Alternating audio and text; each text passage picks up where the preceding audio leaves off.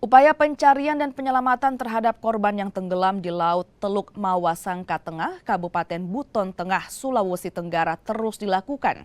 Warga berjibaku untuk mencari belasan korban lainnya yang dinyatakan hilang setelah perahu mereka tenggelam. Dilaporkan ada 15 warga yang tewas usai kecelakaan perahu yang memuat 40 orang itu. Mereka merupakan warga desa Lagili yang pulang usai menonton acara Hari Jadi Kabupaten Buton Tengah. Dapat kami sampaikan satu laporan kecelakaan kapal tenggelam di Teluk Mawasangka Tengah, Kabupaten Buton Tengah. Dengan jumlah PUB 40 orang, meninggal dunia 15 orang, selamat 6 orang, dalam pencarian 19 orang.